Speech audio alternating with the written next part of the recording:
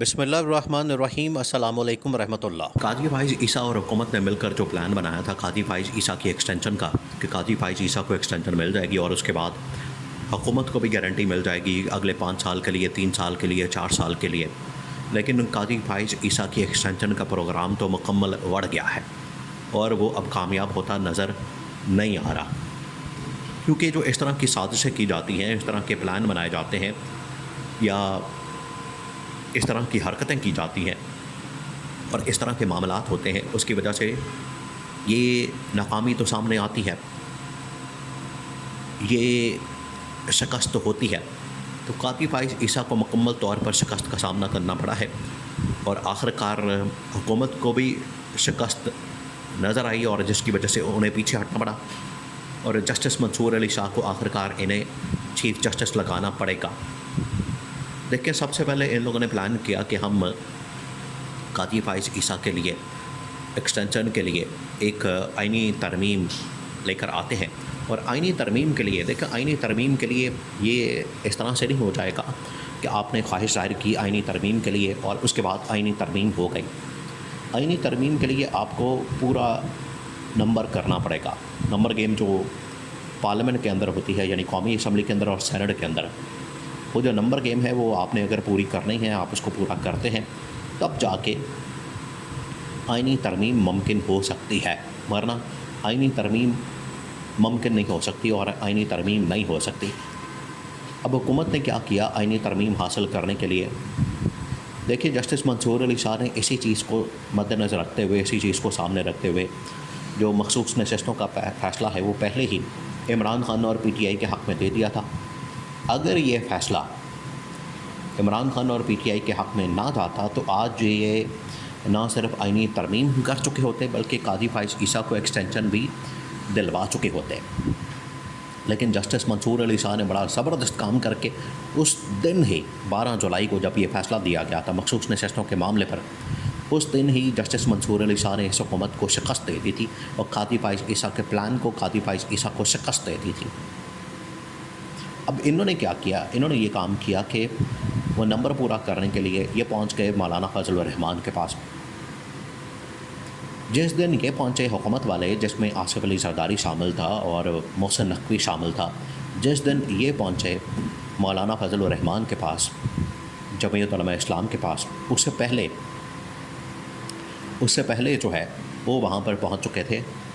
عمران خان اور P T I والے۔ P T I والوں نے مولانا فضل الرحمان کے ساتھ جا کے اتحاد کر لیا تھا، عمران خان کے ساتھ یہ ایگریمنٹ کر لیا تھا کہ ہم پارلیمنٹ کے اندر ایک چلیں گے۔ دیکھیں، پی ٹی آئی اور عمران خان نے آپشن رکھی کہ مولانا صاحب ہم پارلیمنٹ کے اندر بھی ایک ہو کر چلتے ہیں اور باہر احتجاج، لانگ مارچ، دھرنے کے معاملے پر بھی ایک ہو کے چلتے ہیں۔ یہ عمران خان نے مولانا کے سامنے آپشن رکھی۔ اب مولانا کا معاملہ یہ ہے کہ مولانا کے پاس اپنے مدرسے کے بچے ہزاروں کی، لاکھوں کی تعداد میں تو موجود ہیں پورے پاکستان کے اندر، تو ان کے لیے وہ مدرسے کے بچوں کو لانا، لوگوں کو لانا، وہاں سے اکٹھا کرنا اور ایک سڑک کے اوپر منجی ڈال کے بیٹھ جانا، احتجاج کرنا، ان کے لیے کوئی مسئلہ نہیں۔ اسی وجہ سے مولانا اپنے وہ والے لوگ کسی بھی پارٹی کو مہیا نہیں کرتے۔ نون لیگ نے کسی وقت میں، پیپلز پارٹی نے کسی وقت میں ان سے لے لیے تھے یہ بندے، اور اس سے نون لیگ اور پیپلز پارٹی نے فائدہ بھی اٹھا لیا تھا۔ اس کی وجہ سے مولانا آج ان سے بڑے ناراض ہیں، کیونکہ اس کے بعد ہی ان سے وعدہ کیا گیا تھا کہ آپ کو صدر بنا دیا جائے گا، کے پی گورنمنٹ دے دی جائے گی، لیکن کچھ نہیں ملا۔ تو مولانا نے کہا کہ جہاں تک یہ احتجاج کی بات ہے، دھرنے کی بات ہے، لانگ مارچ کی بات ہے، یہ تو میں کروں گا اپنا آپ، اس کے اوپر تو میں بالکل آپ کے ساتھ تعاون نہیں کروں گا، لیکن جہاں تک بات ہے پارلیمنٹ کی، تو مولانا نے کہا کہ اس معاملے پر میں آپ کے ساتھ ہوں، آپ کے ساتھ چلنے کو تیار ہوں اور اس معاملے پر ہم اکٹھے چلیں گے۔ اب اس کا مطلب کیا؟ جس کی وجہ سے صدر زرداری کے ساتھ اور محسن نقوی کے ساتھ مولانا فضل الرحمان کی جو ملاقات ہوئی وہ ناکام ہو گئی، کیونکہ اس سے ایک دن پہلے ہی پی ٹی آئی اور مولانا کے درمیان یہ معاہدہ ہو چکا تھا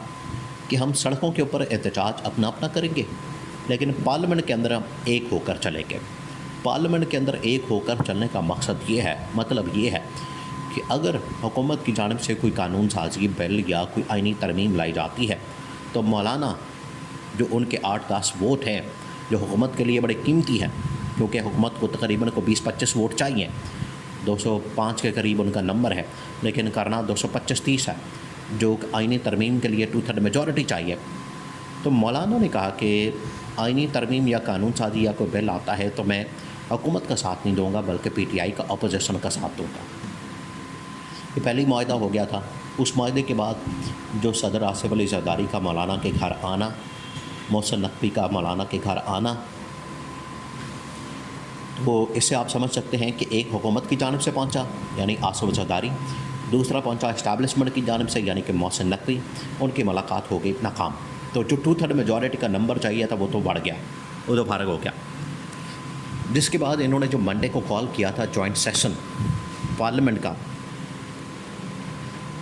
اس جوائنٹ سیشن کو آخرکار انہیں منسوخ کرنا پڑ گیا، کینسل کرنا پڑ گیا، آگے کرنا پڑ گیا. کہ اگر ہم نے جوائنٹ سیشن کال کر لیا، جوائنٹ سیشن بلا لیا، جوائنٹ سیشن بلا کے تو اس کے اندر ہم نے ترمیم، آئینی ترمیم، بل، قانون سازی سب کچھ رکھ دی اور وہ پاس نہ ہوا،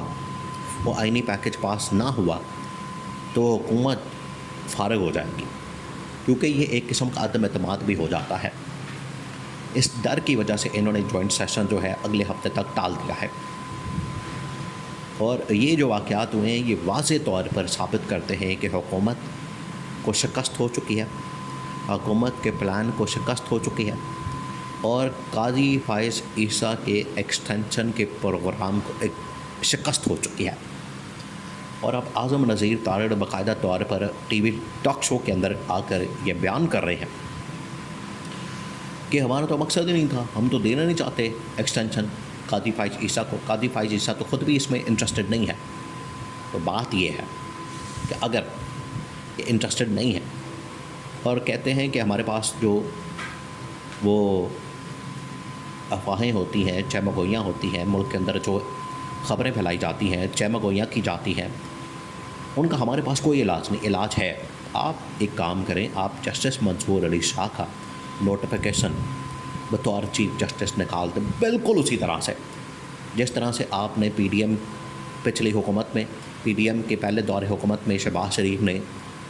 قاضی فائز عیسیٰ کا نوٹیفیکیشن بطور چیف جسٹس 3 مہینے پہلے نکال دیا تھا، جس وقت چیف جسٹس عمر عطا بندیال تھے.